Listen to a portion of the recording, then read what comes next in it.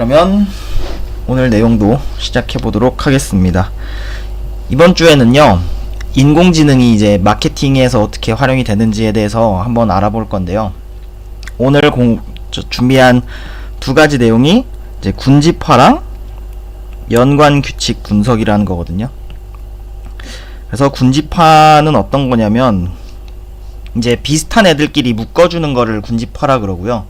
연관 규칙 분석이라는 거는 뭐 이제 물을 산 사람은 뭐 맥주도 살 가능성이 높아진다, 그런 규칙들을 좀 알아내는 거를 말합니다. 그래서 그림을 한번 그려보면요, 잠깐, 이렇게 데이터가 분포가 돼 있다고 합시다. 요렇게 이제 사람이 이거를 봤을 때는 그냥 바로 비슷한 애들끼리 한번 묶어보세요 하면은 이렇게 한 명은 한 그룹을 묶고, 또 요렇게도 한 그룹을 묶고, 요렇게도 한 그룹을 묶겠죠. 근데 이거는 지금 우리는 인간이기 때문에 이렇게 2차원 평면에서 보고 있는 건데, 실제로 컴퓨터가 이렇게 그림으로 보는 건 아니고요. 이것들을 전부 이제 이런 표 형식으로 보고 있는 겁니다, 실제로는. 그래서 요렇게 뭐 수백 수천 개의 좌표가 되겠죠. 그러면 이제 저희도 다 똑같이 컴퓨터 입장에서 봤을 때 누군가가 이렇게 요렇게 생긴 어떤 표를 하나 주고 비슷한 애들끼리 한번 묶어봐라, 그랬을 때 저희는 어떻게 해야 되는지, 그거를 한번 지금부터 같이 알아보도록 하겠습니다. 자, 제가 그림을 미리 하나 그려왔는데, 위에서 했던 것들은 데이터 점이 너무 많고 실제로 계산을 하면은 좀 시간도 많이 오래 걸릴 것 같아서 좀 되게 간단하게 이렇게 18개의 점을 한번 준비를 해봤습니다. 그래서 비슷한 애들끼리 묶기 위해서는요, 일단 몇 가지 그룹으로 묶을 건지를 반드시 알아야 돼요.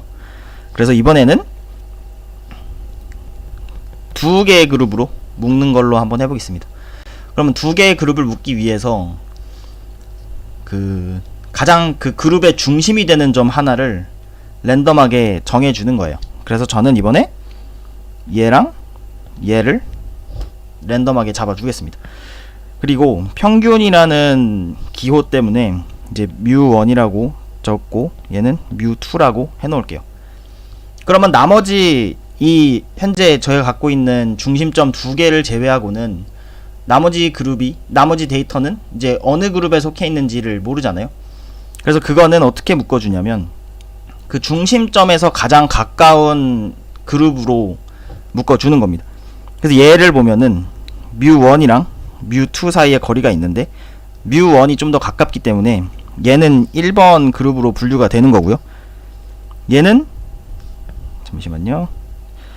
이 녀석은 뮤2와 뮤1의 거리를 비교해보면 뮤2에 가깝기 때문에 얘는 2가 되겠죠. 이런 식으로 거리를 한 명 한 명 이렇게 재다 보면은 이런 식으로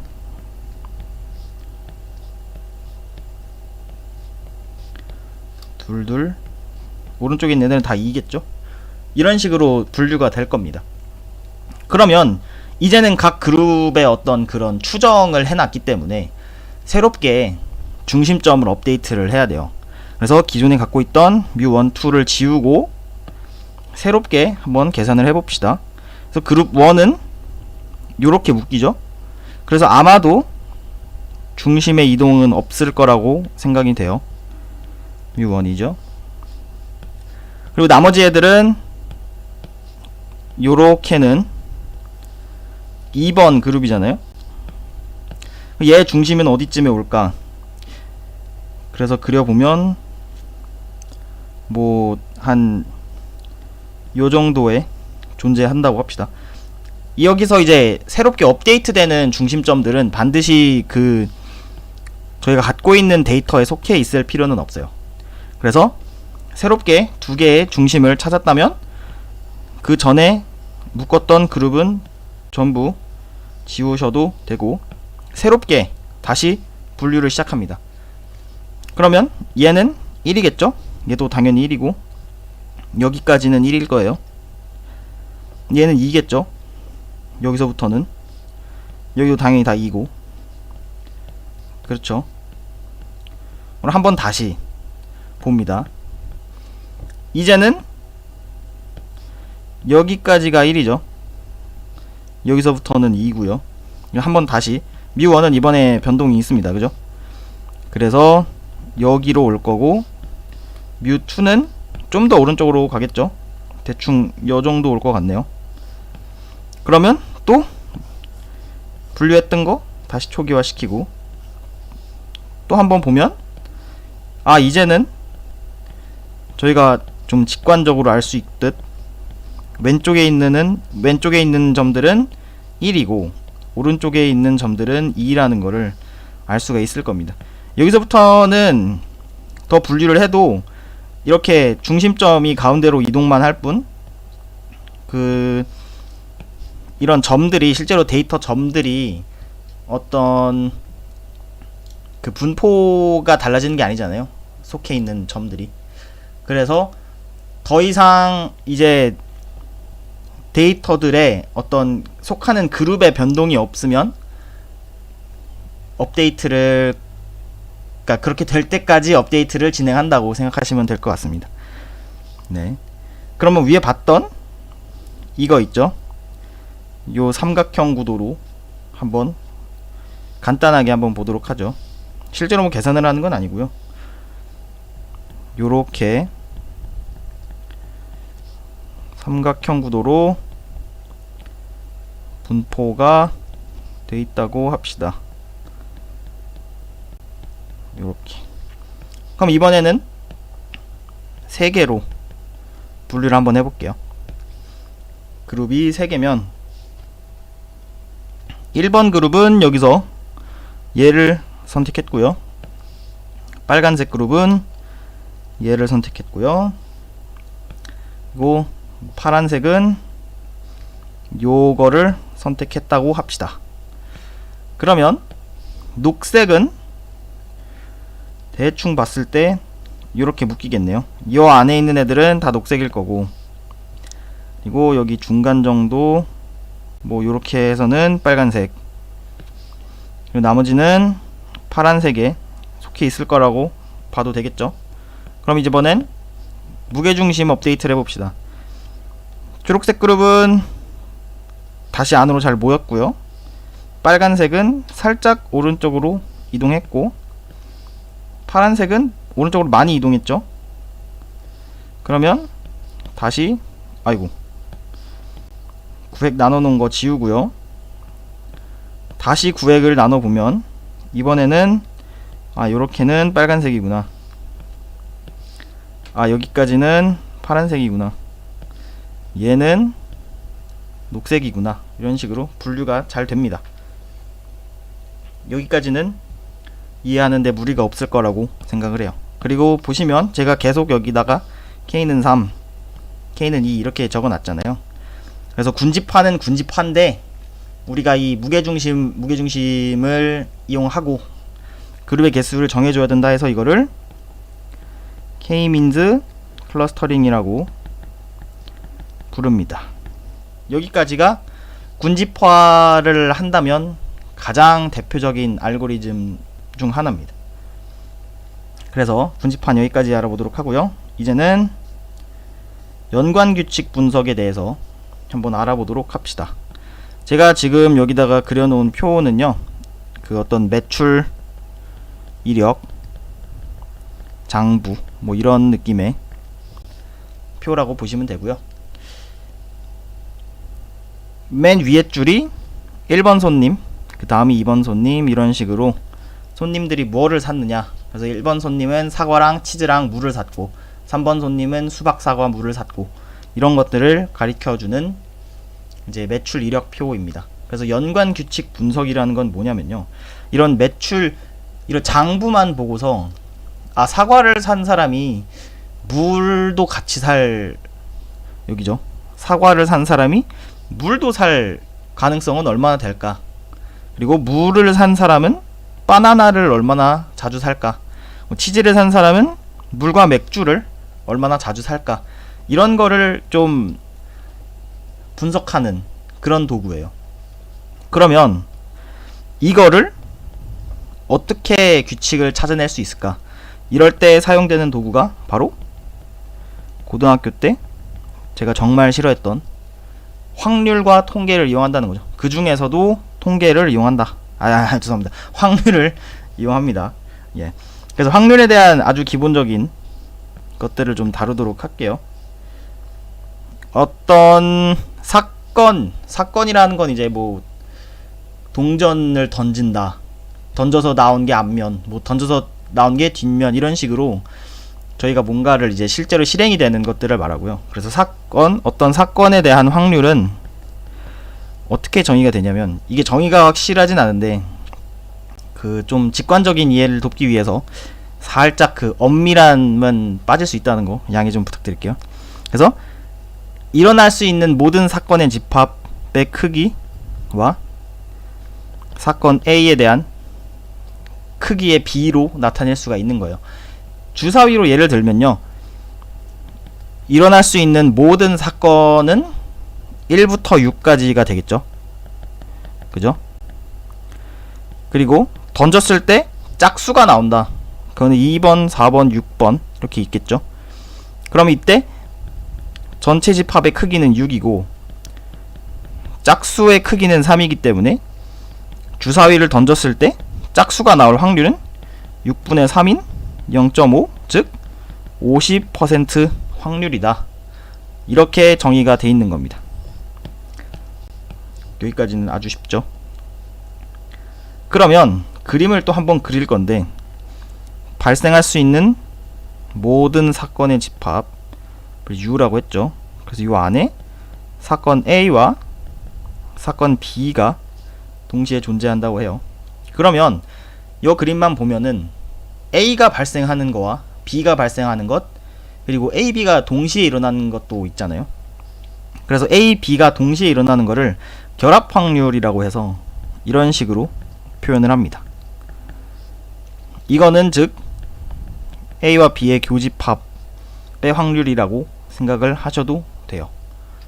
그리고 조건부 확률이라는 것도 있는데, 조건부라는 거는 이제 예를 들어서 주사위를 2번을 굴리는데 합이 뭐 10 이상이 나올 확률, 이런 걸 구한다고 했을 때 가능한 모든 경우의 수를 다 나열해서 계산을 하는 것도 가능하지만, 첫 번째 던졌을 때 5라는 숫자가 나왔으면 그 뒤에 이제 10이 될 확률을 계산하기 훨씬 쉬워지잖아요.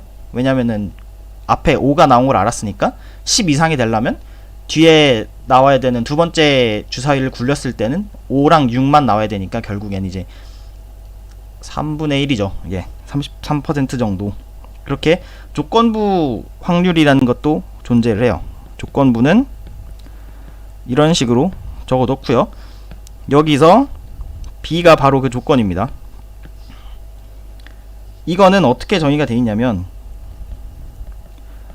요렇게 이런 식으로 구하는 거예요. 뭔가 살짝 복잡해 보이기는 합니다만 의미를 잘 보시면요, 우선은 B가 발생했다는 걸 알죠, 저희가. 그러니까 전체 집합이 결국 B가 되는 거예요. 우리가 본 조건인 B가 돼버리는 거고, 그러면 B라는 거를 저희가 봤을 때 A가 일어날 확률이라는 거는 결국엔 A, B가 동시에 일어났다라고 봐도 되는 거거든요. 그래서 전체 집합이 B고 우리가 관심 있는 어떤 사건이 A와 B의 교집합, 즉 요런 사이즈로 봐도 되는 건데, 얘가 아까 말했던 결합 확률이고 얘가 B의 확률이니까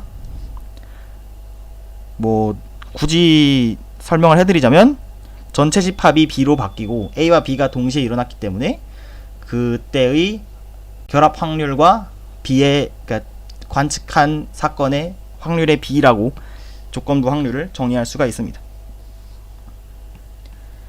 그런데 확률에서는 또 중요한 개념 하나가 존재를 해요.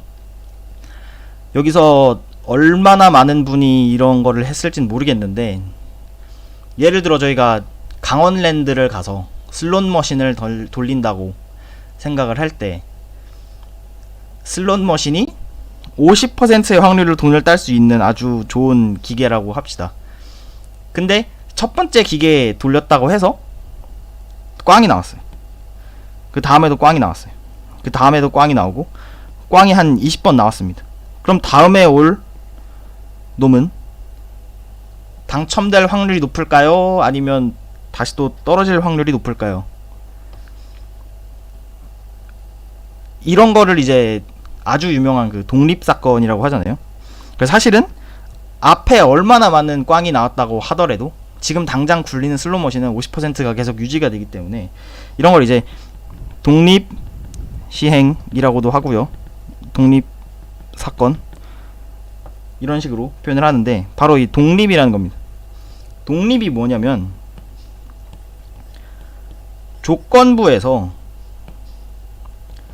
조건부 확률 A given B에서 이 B 있잖아요. 이 B가 A를 결정하는데 아무런 정보를 주지 않는 거예요. 그래서 이게 결국에는 A와 같아지는, 이런 거를 이제 A와 B가 독립이다 라고 표현을 합니다. 그러면 위에서 조건부 확률의 정의가 또 뭐였죠? A와 B의 결합 확률과 PB였죠. 그죠? 이게 PA잖아요? 위에서 확인했죠. 그러면 독립인 경우에 독립인 두 사건의 결합 확률은 두 사건의 확률의 곱과 같아지는구나. 이게 확률에 있어서 굉장히 중요한 굉장히 중요한 아이디어입니다. 그리고 여기서 또 하나 중요한 거를 적어드리면, 아까 PA라는 거는 전체 집합분의 A의 크기였죠. 그죠? A가 U랑 같을 때는 PA가 1이고, A가 절대 일어나지 않는 수, 주사위를 굴렸는데 7이 나온다, 이런 거는 절대 일어나지 않는 사건이잖아요. 그래서 이럴 때는 확률이 0이라, 모든 확률이라는 거는 결국엔 0과 1 사이에 있다. 요 두 가지를 굉장히 머리에 넣어 두셔야 됩니다. 가장 기본적인 어떤 확률에서의 기본이죠. 그러면 이제 제대로 된 연관규칙 분석이라는 거를 한번 해보겠습니다. 연관규칙 분석은요, 두 가지로 나뉘어지는데, 두 가지로 나뉘어지는 게 아니라 이제 조건절과 결과절로 나뉘어져요. 조건절이라는 건 뭐냐면요, 위에서 봤을 때 사과를 산 사람이 물을 얼마나 사는가, 이처럼 사과를 샀다는 걸 알았어요. 그래서 이게 조건이 되는 거고요. 이 사람이 물도 살 거야. 그러면 이제 그게 결과절이 되는 겁니다. 그래서 조건절과 결과절로 이루어져 있다는 거. 그리고 연관 규칙을 어떻게 이제 그걸 뭐라 그러죠? 한글로 평가하는가. 예. 그 세 가지 평가 방법이 있는데, 바로 서포트, 이거는 지지도라고 하고요. 데이터 분석을 좀 해보신 분이라면 다 알고 있는 용어들일 겁니다. 서포트라는 거는 조건절을 A, 결과절을 B로 할게요. 간추려서. 그래서 이거는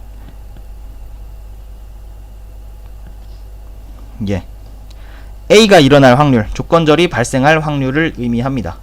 이거는 뭐냐면요, 아무리 물을 산 사람이 맥주를 같이 산다고 해도 애초에 아무도 물을 사지 않으면, 약국 같은 데라서 아무도 물을 사지 않으면 뭐 물 산 사람이 맥주를 산다는 정보는 아무런 도움이 되지 않잖아요. 그래서 조건절이 얼마나 자주 일어나는가를 봐야 되고요. 이게 1번. 2번은 뭐냐면요, confidence, 신뢰도입니다. 신뢰도는 어떻게 정의가 되어 있냐면, 결합 확률 over 조건절이 됩니다. 이거는 아까 위에서 식을 저희가 봤죠? 어디랑 많이 닮았죠? 예, 여기 있는 거. 그래서 이거는 P 결과절 given 조건절 이런 식으로 정의가 되어 있는 거예요. 이거는 뭐 아까도 말씀드렸다시피 위에서 아까 사과 산 사람이 물 사는 거, 사과를 샀다는 걸 알고 있죠. 그래서 이게 조건으로 들어가는 거고, 우리가 궁금한 거는 결국은 사과를 산 사람은 물을 얼마나 자주 사느냐가 중요한 거기 때문에 결과절은 요 앞에 저희가 궁금한 사건에 들어가 있는 겁니다. 그리고 세 번째가 리스트라고 해서 향상도라고 하는 개념이에요. 향상도는 살짝 감이 안 올 수 있는데, 이거는 결합 확률 over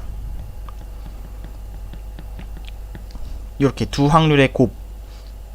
이거 아까 PA 곱하기 PB는 AB가 독립일 때 P 그 A와 B의 결합 확률과 같아진다고 했죠. 그래서 만약에 if 리프트가 1이라면 A랑 B는 그냥 독립 우연한 계기로 같아진 것뿐 아무런 정보가 안 된다는 거고요. 리프트가 1보다 크면 같으면 안 되지. 1보다 크다면 그 양의 상관관계라고 해요. 양의 상관관계. 이거는 이제 담배를 피시는 분들은 높은 확률로 술도 마시겠죠? 그래서 담배랑 술을 봤을 때 요렇게 곡선이 그려진다는 거예요. 담배를 많이 피는 사람일수록 술도 많이 먹는다. 근데 이제 반대로 리프트가 1보다 작으면 음의 상관관계라고 해서, 이건 뭐 예를 들자면 담배와 뭐 두통약이라고 할게요. 머리가 아프면 담배를 좀 덜 피겠죠. 그래서 두통이 있는 두통약을 산 사람은 담배를 좀 적게 피니까 이런 식의 곡선이 나올 겁니다. 그죠? 그래서 리프트는 두 이제 결과절과 조건절의 상관관계를 알아보는데 쓰인다. 그리고 리프트 자체는 이제 독립이었을 때에 비해서 A와 B가 얼마나 서로 연결이 되어 있는가, 그런 거를 확인을 하는 겁니다. 그러면 이번에는 실제로 한번 규칙을 만들어 볼게요. 자, 아까 위에서 말씀드렸다시피 지지도 물 산 사람이 100% 확률로 맥주 산다고 해도 아무도 물 안 사면 그 정보는 도움이 안 된다고 했죠. 그래서 미니멈 서포트를 지정을 해줘야 돼요. 저희는 0.3이라고 지정을 할 겁니다. 즉 30% 이하라면 저희한테 도움이 안 된다고 보고 다 버릴 거예요. 그리고 연관 규칙 분석에 사용되는 아이디어는 뭐냐면요, 예를 들어 집에서 만약에 외출하려고 준비가 다 돼 있는데 나가려고 보니까 핸드폰이 없을 때 저희가 핸드폰을 이제 찾아야 되잖아요. 근데 폰을 찾는다고 생각해 보면은 저희가 뭐 소파를 찾는다든지 아니면 뭐 식탁을 찾는다든지 내 방 컴퓨터 근처, 내 침대 이렇게는 찾지만 뭐 냉장고를 열어본다던가 아니면 변기통을 열어본다던가 하는 그런 행동은 안 할 거잖아요. 그런 게 이제 발생할 확률이 가장 낮은 애들은 고려를 할 필요가 없다라는 그런 아이디어거든요. 그래서 이것도 마찬가지로 어떤 확률을 찾을 건데, 예를 들어서 A, B, C라는 아이템 3개가 있다고 했을 때 A, B, C 고려 대상이 1개인 경우가 있죠. 그리고 고려 대상이 2개인 경우가 있을 겁니다. 어떤 경우? A, B, A, C 그리고 B, A, B, C, C, A, C, B 이런 식으로 나오겠죠. 근데 A, B랑 B, A는 같아요. 그래서 B, A는 제거. 그리고 C, A랑 A, C가 같고 C, B랑 B, C가 같기 때문에 이런 식으로 트리를 나무를 그릴 건데, 만약에 B, C가 같이 나온다는 건요, 결국에는 B와 C의 결합 확률이잖아요. 근데 B와 C는 이제 위에서 봤을 때 어디죠? 저 PA 곱하기 PB이기 때문에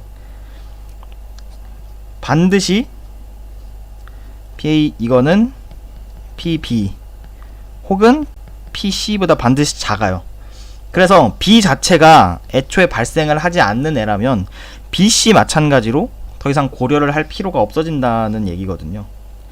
그래서 이런 식으로 나무를 만들어 가지고 그 안에서 어떤 규칙을 보는 겁니다.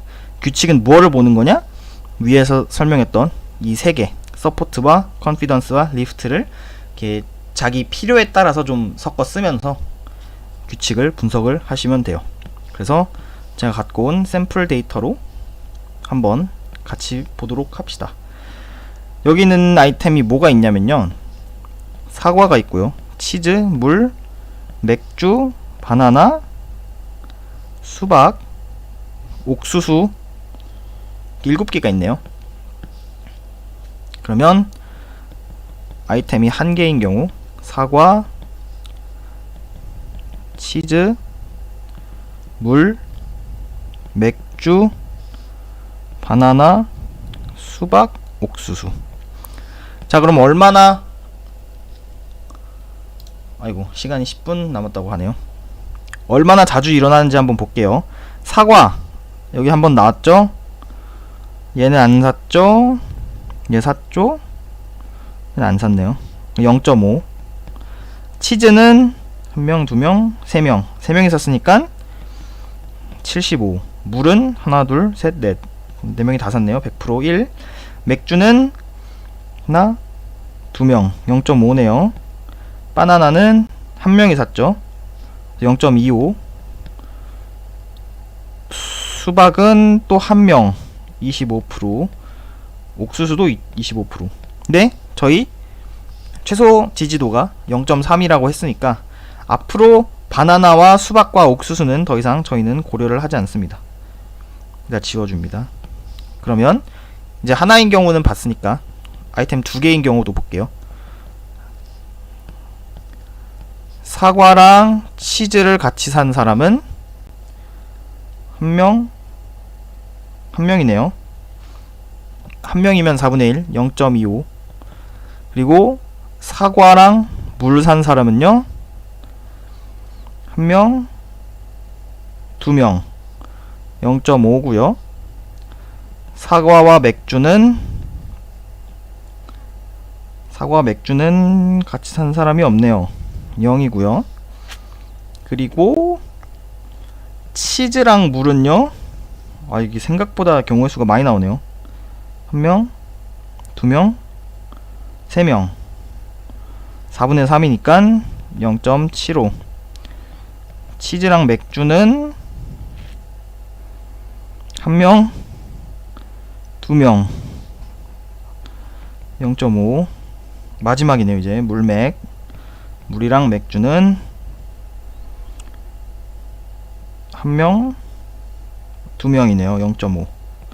자, 그러면 사과 치즈랑 사과 맥주 같이 산 사람 없으니까 이것도 지우겠습니다.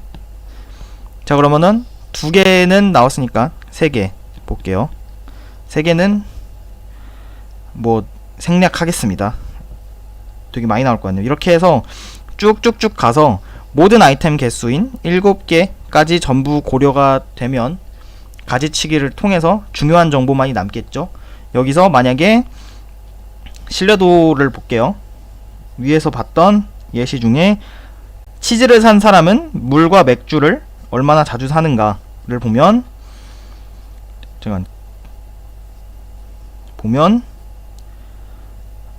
계산이 어떻게 돼야 되죠? 치즈니까 P치즈 그리고 물과 맥주, 얘를 계산하면 되겠죠. 치즈는 0.75였고요 물과 맥주는 0.5였습니다. 그래서 이게 얼마일까요? 3분의 2네요. 약 66% 정도 되는 거. 예. 이런 식으로 저희가 필요한 정보를 얻어낼 수 있는 겁니다.